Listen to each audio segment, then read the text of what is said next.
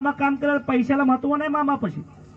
करोडो रुपये जरी मामापाशी दिलं तर त्याचं नाव जाहीर होत नाही. एक लक्षात ठेवा, तो म्हणजे नाही मामा. या मामापाशी पैसा महत्वाचा नाही, कारण मामा हा जग कल्याणासाठी हा मामाचा जन्म आहे. जग कल्याणासाठी तो जगाचं कल्याण करण्यासाठी हा अवतार आहे. तो कल्याण आपल्याला करून घेता येत नाही, आपलं दुर्भाग्य. जर आपल्याला लई वाटलं तर आदमापूरला जावा, तिथून मेतका म्हणून गाव आहे. कोणा जाणत्याला वैद्याला पैसे देण्यापेक्षा तिथं त्या ठिकाणी मेतका म्हणून गाव आहे, त्या गावामध्ये जावा. त्या ठिकाणी बाळूमामाने एक भूत पिशा करणी बाधा काढण्याचा एक मलखांब उभा केलेला आहे. कारण त्या मलखांबाला स्पर्श करा, ऑटोमॅटिक तुम्हाला वाटतं ना माझ्या अंगात भूत आहे, माझ्या अंगात करणी आहे, तर मामाच्या मलखांबाचा स्पर्श करा. जर तुमच्या अंगात भूत पिशा करणी बाधा असेल ना, तो त्या खांबाला आजही त्या स्पर्श केल्याबरोबर ऑटोमॅटिक चिटकले जाते माणूस. दोन माणसांना जरी ओढून काढला तर तो माणूस निघत नाही. एक लक्षात ठेवा. मग काय गरज आहे आपल्याला लोकांपैसे आणि इकडं तिकडं धागे धोके करीत फिरायचे? फक्त लागणार काय तिकटाला पैसे. आपल्याला त्या ठिकाणी खरोखर एसटी महामंडळ आहे, एसटी महामंडळ नसेल तर रेल्वे महामंडळ चालू केलेलं आहे, त्याच्या माध्यमातून जा. आपली दारिद्र्य आपल्याला काढून घ्यायचे असेल, उगाच त्या जनतेच्या वैद्याच्या मागे लागून त्यांना मोठं करीत बसू नका. कारण बिना मोले बिना पैसे घालता, कारण त्या ठिकाणी खरोखर सरळ सरळ तुम्ही मामाची आराधना करा. कसलाही किती मोठं सांभाळलेला भूत असू द्या, किती मोठा कर्तृत्व करणारा असू द्या, ते म्हणतो ना छातीत माझे कामाय हात कोणी धरत नाही, त्याला बाळूमामाच्या दरबारात सुद्धा त्याचं सुद्धा चालत नाही. एक लक्षात ठेवा, तो म्हणजे नाही मामा. मामाच्या पुढं चांगल्या चांगल्याला नाक घासावा लागतो, तो म्हणजे नाही मामा. त्या मामाचं कार्य आपण केलं पाहिजे मनापासून. आज विचार करा, गावोगाव मामा फिरतो, वाडी असू द्या, तंडा असू द्या, गाव असू द्या, प्रत्येक ठिकठिकाणी जातो. तो कोण कशा स्वरूपाचा आहे, छाती ठक पुढे जातो, तुझ्यानं होतं ते कर म्हणून सरळ सांगतो. अरे जगामध्ये सगळ्यात मोठ्या सामर्थ्य, अरे तो देव आहे.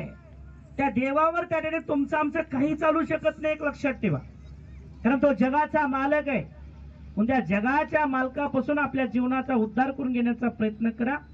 उगाच त्या ठिकाणी ह्याच्या त्याच्या मागे लागण्यापेक्षा मामाचा फोटो घ्या, फोटोला 2 अगरबत्त्या तुमच्या हाताने लावीत जा, दिवा लावीत जा. तो पुरुष असू द्या, महिला असू द्या, मुलगा असू द्या, मुलगी असू द्या, कारण मामाच्या नावाची जप करा. कपाळाला भांडर लावून घेत जा, कपाळाला भांडरा पाण्यात टाकून पियत जा, तर 100% तुमच्या अंगातला आजार पण कसं कमी होत नाही हे बी बघूत बरं. आज विचार करा, कॅन्सरासारख्या आजाराला सुद्धा मामा मुक्ती देतो मामाच्या माध्यमात. सिंहरोग, ज्या सिंहरोग म्हणजे नाही, ज्याच्या अंगातून पाणी सुटतं कायम, त्याच्या जवळ बसण्याची क्षमता नाही. अहो जिथं डॉक्टरचे हात टेकतात ना, डॉक्टर टेकतोय हात की आता माझं काही चालत नाही म्हणून, जे डॉक्टरचे हात टेकतात ना तिथं मामाची आणि मामाची ताकद चालते. आज एक त्या ठिकाणी शिकारा म्हणून एक गाव आहे, त्या गावातला एक मुलगा इथं शेवेर आलाय बघा. स्वतः तुमच्या मुखेड मधल्या डॉक्टरनं सांगितलं, नांदेडच्या डॉक्टरनं सांगितलं की बाबा ह्या महिलेला काही होऊ शकत नाही, आता घेऊन जावा घराकडे वापस. आता मला सांगा, जिथं डॉक्टरांच्या हात टेकतात तिथं मामा काम करतो, म्हणजे मामा काय असेल विचार करा बरं. जे डॉक्टरला जमत नाही ते मामा करतो, म्हणजे मामाला काय आणि मामाचं सामर्थ्य काय असेल. त्या मामाला तुमचं पैसा सोनं चांदी काही लागत नाही, फक्त लागतंय काय माहिती, तुमच्या मुखातले फक्त मामाच्या नावाची जप, तुमची भक्ती, आणि फक्त मनापासून मामाला सांगायचं मामा मी तुझ्या बकऱ्यांची सेवा करतो. हे मामा अक्कल ते कुठे माहितीये का? जर मामाला आपल्याशी करायचं असेल तर मामा आपल्याशी कुठं होतं माहितीये का? की मामा मी तुझ्या बकऱ्यांची सेवा करतो म्हणलं की नाचत काम करते, नाचत भक्तांची. किती मोठं काम राहू, कारण ते काम सुद्धा परिपूर्ण हा बाळूमामा करतो. पैसा नाही, मी लाख रुपये मी तुला देतो, माझं एवढं काम कर, लाख रुपयाला महत्व नाही मामापाशी. मामा फक्त आपली मेंढी म्हणतोय मामा, मेंढी, माझी मेंढी सुखी तर माझा मेंढका सुखी, माझी मेंढी आणि मेंढका सुखी असेल तर मला जग सुखी आहे म्हणतोय. मेंढी आणि मेंढका सुखी नसेल तर जग सुखी आहे का दुखी आहे का मला घेणं देणं नाही म्हणतोय. तो म्हणजे नाही मामा आहे. त्या मामाचं कार्य करा, मनापासून करा. हे बाळूमामाचं कार्य तुमच्या गावातून गेलं म्हणजे संपलं असं तुमच्या डोक्यातून बाहेर करा. जोपर्यंत मामानं सांगितलेला सूर्य, चंद्र आणि पृथ्वी जोपर्यंत आहे तोपर्यंत ह्या जगामध्ये माझे सोहळे अखंड चालू राहतील, म्हणजे अखंड. कारण हे खंडित होणारा सोहळा नाही. किंवा आज बाळूमामाची पालखी तुमच्या गावात आली तर 4 दिवस चाललं त्याच्यानंतर संपलं असं काही नाही. आज तुम्ही इथून बाजूला गेला, इथून पालखी पुढच्या जागेवर पोहोचले, पुढचा हजारोचा माहोल ऑटोमॅटिक तयार होतो. ध्यानात ठेवा, हजारो लोक ऑटोमॅटिक मामा जमा करतो. जमा करायची काळजी त्याला आहे, तो ऑटोमॅटिक जमा करतो, एक लक्षात ठेवायचं. म्हणून त्याच्यासाठी हे संपणार नाही. बरं, आज तुम्हाला खोटं नाटं बोलणे, मीठ मिरचू लावणे, काहीतरी सांगून तुमच्यापासून बाजूला निघून जाणे हे आमचं संपणारं काम नाही ना. हे संपणारं असलं तर सांगून निघून गेलं असतं. गावामध्ये त्या ठिकाणी बाळूमामाच्या नावाखाली कोणीतरी येऊन मागतंय निघून जाते, तसं नाही आमचं काम.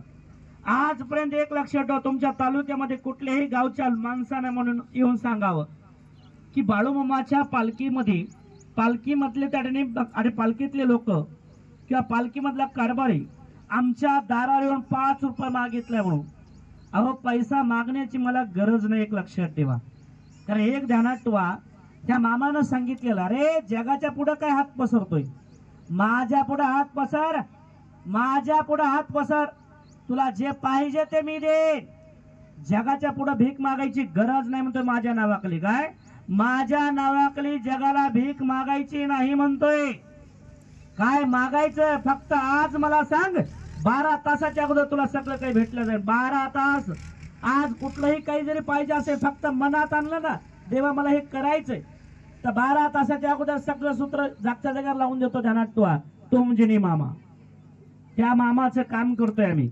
आज हे एवढा पालखी सोहळा चाललाय ना, हे स्वतःच्या सामर्थ्यावर चाललेलं आहे. कोणाच्या, कारण म्हणण्यानुसार कोणाच्या आधारावर अजिबात नाही, स्वतःच्या सामर्थ्यावर.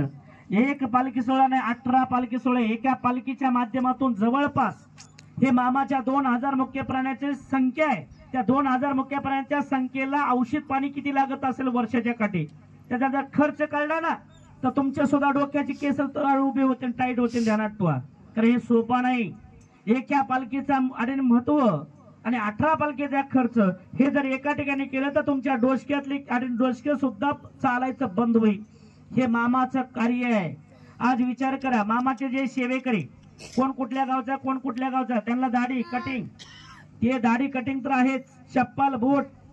कारण त्या कोणी त्या नवीन सेवेकरी, कोणी त्या इकडं तिकडं माळानं हुळानं फिरला की पाण्याची सवय नसती, अचानक त्याला ताप खोकला आला की लगेच त्याला सुद्धा ते सुद्धा औषध गोळ्या कराव्या लागतील. कारण त्याला एकदा सर्दी खोकल्यातून मुक्त झाला की नंतर तो ठणठण मजबूत होतो. कारण एवढाच नाही, हे एवढा खर्च, त्याच्यानंतर ह्या गाड्याचं पूर्ण त्या मेंटेनन्स, कारण त्या मेंढ्याचं औषध पाणी, कारण ह्या ठिकाणी सगळं काही मामा स्वतः उचलतो, कोणाच्या आधारावर चालू होत नाही. ध्यानात ठेवा, हे ज्या दानपेढ्या ना, ह्या दानपेढ्याच्या चाव्या सुद्धा आमच्याजवळ नसतात. ध्यानात ठेवा, कारण देवस्थानची गाडी जागेवर ती मामाची पालखी कुठं आहे, कुठल्या गावात आहे. आज इथं त्या ठिकाणी पालखीच्या वरच्या साईडला कॅमेरे कायम आहेत बसलेले.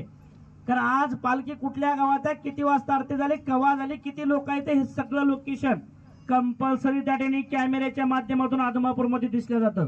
आणि त्या आदमापूरमध्ये त्या ठिकाणी कंपल्सरी 18 पालखीचं नियोजन आहे. एक लक्षात ठेवा, पालखी कुठल्या गावात आहे, किती किलोमीटर अंतरावर आहे, इथपर्यंत मॅप त्या ठिकाणी कायमचा लागू आहे. एक लक्षात ठेवा, कारण आपल्याला इथून काही पाठवायची गरज नाही, तिथून त्यांना सर्च केलं की बरोबर त्या ठिकाणी मामाची पालखी कुठं आहे.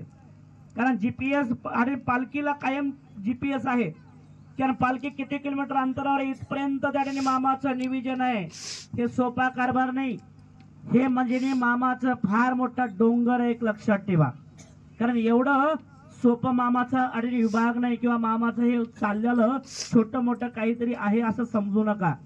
कारण जगामध्ये आज सगळ्यात महत्वाचं, तुमच्या महाराष्ट्रामध्ये सर्वात अन्नदानाला 1 नंबरवर कोण आहे माहिती आहे का? सर्वात तुमच्या महाराष्ट्रामध्ये अन्नदाना बाबतीत त्या ठिकाणी सर्वात 1 नंबरला आज जर बघितलं तर बाळूमामा. एक लक्षात ठेवा, सर्वात मुख्य प्राण्यांच्या संख्येमध्ये जर बघितलं तर 1 नंबरला बाळूमामा देवस्थान आहे. आज महाराष्ट्र असेल, भारतामध्ये पूर्ण भारतामध्ये 2 नंबरला आहे बाळूमामा देवस्थान. 2 नंबरला आहे. कारण कशाच्या, पैशाच्या नाही, पैशाला कोण करते त्या ठिकाणी, अन्नदान, सेवा आणि मुख्य प्राण्यांचे नियोजन. कारण 2 नंबरला आज देवस्थान श्री सद्गुरू संत बाळूमामा देवस्थान भारतामध्ये 2 नंबरला, एक लक्षात ठेवा. कारण हे सोपं नाही. आज ही मामाची पालखी महाराष्ट्रामध्ये फिरते असं नाही. कर्नाटक असेल, आंध्र असेल, MP असेल, गुजरात असेल, कोणीही राज्यात जाऊन कार्य चालू असतं अखंडित. तो राज्यामध्ये कुठल्याही राज्यामध्ये गेला तर तो शासन सुद्धा विचारू शकत नाही. त्याला त्याचा परवाना दाखवल्याच्यानंतर तो सुद्धा बाजूला सरकतो. म्हणजे विचार करा. कारण नुसतं हे मामाचं हे जे कारभार आहे ना, महाराष्ट्रापुरता नाही, पूर्ण भारतामध्ये जगामध्ये कुठेही मामाचं कार्य जाण्याचे सामर्थ्य आणि तो सगळी आखणी करून तो बसलेला तो म्हणजे मामा आहे. त्या मामाचं काम करतोय आपण, त्या मामाची भक्ती आपण करतोय. आणि बाबा ह्या जगामध्ये जास्तीत जास्त आज जर बघितलं, एका रविवारी फक्त एक रविवारी जर बघितलं तर 1.5 लाख लोक जमवतात. 1.5 लाख लोक. 2 टाइम महाप्रसाद असतो त्या ठिकाणी सुद्धा. कारण संध्याकाळी 9ला प्रसाद चालू होतो. 9 ते 11:30 पर्यंत त्या प्रसाद चालू असतो. आता आपल्याला वाटतो ना 9ला प्रसाद झाला आपल्या इथं पालखीवर. इथंच नाही, आदमापूर मध्ये सुद्धा मामाची 9ची आरती इथली पालखीवर झाली की तिकडे प्रसाद चालू होते ध्यानात ठेवायचं. कारण त्यासाठी इथली आरती झाली, मामाची 9ची इथली आरती झाली की तिथं आदमापूर मध्ये प्रसादाची सुरुवात होती. कारण तिथून पुढे देवाला निवेद आणि मान्य होतो. विचार केला पाहिजे की 18 पालख्याची आरती झाल्याशिवाय हा भगवंत निवेद सुद्धा ग्रहण करत नाही. विचार केला पाहिजे की मामाचं कार्य किती मोठं असेल. की मामाच्या दाडीने आजही नीतिनेमानं 19 ठिकाणी नित्यनेमानं आरती प्रसाद सेवा अखंडित चालू आहे. समुद्र आहे मंडळी, मामाचा प्रपंच म्हणजे समुद्र आहे. आणि त्या समुद्राची संगत तुम्ही आम्ही करतोय आपलं भाग्य समजा. कारण त्याच्यासाठी सोंगी ढोंगीच्या नादाला लागू नका. सरळ आणि मामाची आराधना करा. मामाच्या माध्यमातून आपले साकडे संकट गरणे आणि आपल्या पाठीमाची वेडापिडा नष्ट करून घ्यायचा प्रयत्न करा. कारण लोकांना पैसे देण्यापेक्षा, लोकांना पैसे देऊन मोठं करण्यापेक्षा तुम्ही सरळ सरळ देवाची भक्ती करा.